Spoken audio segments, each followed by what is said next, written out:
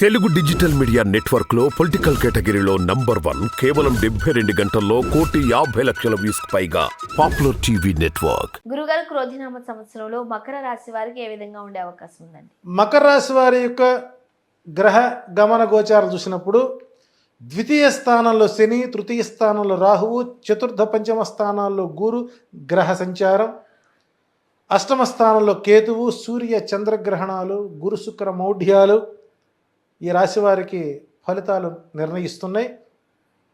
దాన్ని అనుసరించి ఆదాయం 14, వ్యయం కూడా 14, రాజ్యపూజ్యం 3, అవమానం 1.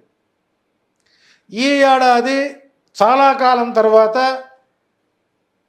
మకర రాశి వారికి ఈ సంవత్సరం అనుకూలంగా ఉంది. ఆరంభమే శుభదాయకంగా ఉంది. అనుకున్న పనులు ఆలస్యంగా పూర్తవుతాయి తప్ప ఆగవు.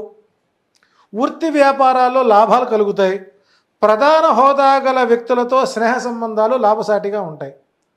చిరకాల ప్రత్యర్థులపై మీరు సంధించే లేఖాస్త్రం బ్రహ్మాస్త్రంగా మారే అవకాశాలు ఎక్కువ ఉన్నాయి.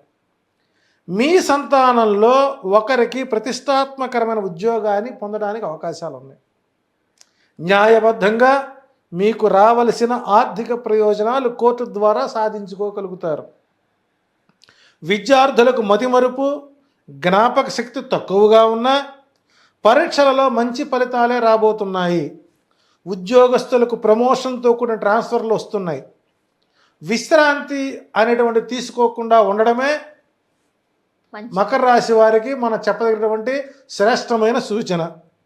శత్రువులు మిత్రులవ్వడం, నూతన పరిచయాల ద్వారా కొత్త సంబంధ బాంధవ్యాలు ఏర్పడడం, తత్ఫలితంగా మంచి ఫలితాలు రావడం. చర్మ సంబంధమైన, మూత్రనాళ సంబంధమైన సమస్యలు ఎక్కువగా ఉంటాయి. వైద్యరీత్యా ధన వ్యయం తప్పదు. ఈ రాశి వారికి 1, 2, 3, 4 అదృష్ట సంఖ్యలు. బుధ, శనివారాలు అనుకూలంగా ఉంటాయి. ఈ రాశి వారు తరచుగా శ్రీవారి దర్శనం, శనికి తైలాభిషేకం, తిరునల్లార్ దర్శనం ద్వారా మీకు మంచి ఫలితాలు గోచరిస్తున్నాయని చెప్పచ్చు. గురువుగారు క్రోధినామ సంవత్సరంలో మకర రాశి వారికి ఏ విధంగా ఉండే అవకాశం ఉంది? అలానే చక్కటి పరిష్కార మార్గాలు సూచించారు. ధన్యవాదాలు.